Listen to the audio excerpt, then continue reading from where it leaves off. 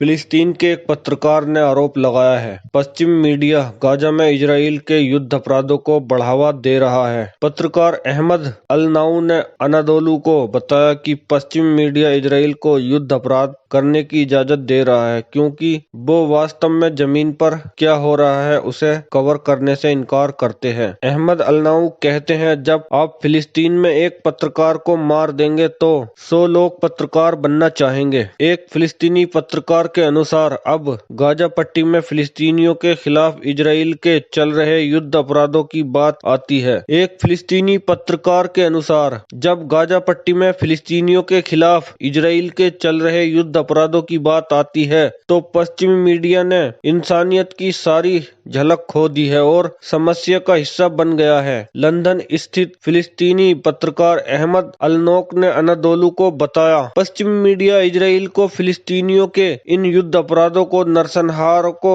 करने में सक्षम बना रहा है क्योंकि वो वास्तव में जमीन पर जो हो रहा है उसे कवर करने से इनकार करते हैं। ये बहुत जोर से और स्पष्ट है। यह बिल्कुल साफ है कि जब गाजा पर इस युद्ध की बात आती तो पश्चिमी मीडिया अब पाखंडी हो गया है। गाजा पर इजराइल के चल रहे हमले में फिलिस्तीनी पत्रकार अल-नाउक के परिवार के 23 से अधिक सदस्य मारे गए हैं, जिनमें से उसके पिता, भाई बहनें और 14 भतीजी और भतीजे शामिल हैं। उनके लिए पश्चिमी मीडिया आउटलेट इजराइल के अपराधों में साझेदार है। पश्चिमी मीडिया का काम है, उनका काम खबरों को रिपोर्ट करना है जैसा कि होता है, और वे अपना काम जिम्मेदारी से नहीं कर रहे हैं। अंतर्राष्ट्रीय समुदाय की भी जिम्मेदारी है कि वह इसराइल को फिलिस्तीनी लोगों के खिलाफ ये अत्याचार करने से रोकें, लेकिन दुर्भाग्य से वे अपना काम नहीं कर रहे हैं। उन्होंने गाजा में पत्रकारों की लगातार हत्या पर उदासीनता के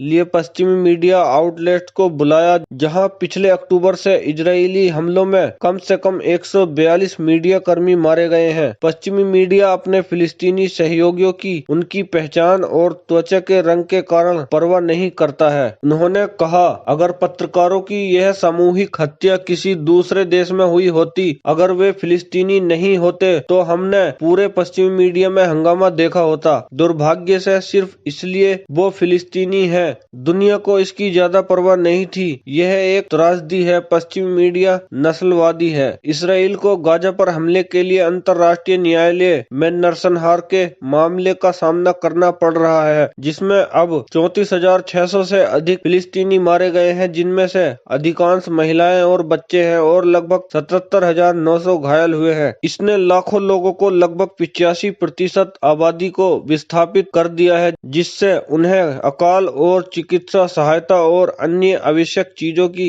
भारी कमी का सामना करना पड़ रहा है। इजरायली हमलों में घिरे हुए क्षेत्र के बड़े हिस्से को बर्बाद कर दिया है। आवास से लेकर चिकित्सा सुविधाओं, शैक्षिक संस्थाओं और सभी प्रकार के नागरिक बुनियादी ढांचे को तबाह कर दिया है। फिलिस्तीनी पत्रकार अल-नाउक ने कहा, ये अपराध है जिन्हें इजराइल किसी तरह पत्रकारों की हत्या से छिपाना चाहता है, लेकिन वह सफल नहीं होगा। उन्होंने कहा, जब आप फिलिस्तीन में एक पत्रकार की हत्या करते तो 100 लोग पत्रकार बनना चाहेंगे। फिलिस्तीनियों और गाजा के लोगों ने लंबे समय से नागरिक पत्रकारों पर भरोसा किया है, जो हो रहा है उसे रिकॉर्ड करने और इसे दुनिया के सामने साझा करने की जिम्मेदारी लेते हैं। उन्होंने कहा, इजराइल के तमाम अत्याचारों के बावजूद ये लोग ऐसा करना जारी रखेंगे क्योंकि वो इसे एक नैतिक और पेशेवर जिम्मेदारी के रूप में देखते हैं, जिसे पूरा करने के लिए कुछ भी किया जा सकता है। मासूम बच्चों का कत्लेआम हो रहा है, महिलाओं को मारा जा रहा है। वेस्टर्न मीडिया फिर भी चुप है, कुछ दिखा नहीं रहा है, आंख पर पट्टी बांधकर बैठा हुआ है। आप लोग ही बताइए, किस पर भरोसा किया जा सकता है? अब तो मीडिया भी चुपचाप बैठा हुआ है। फिलिस्तीनियों के लिए दुआ करें क्योंकि अरबी देश तो ये कुछ कर नहीं रहे हैं। इन्होंने तो चूड़ियां पहन ली है। फिलिस्तीनी बस दुआओं के सहारे जिंदा हैं। इतने सारे देशों में सिर्फ एक ईरान ही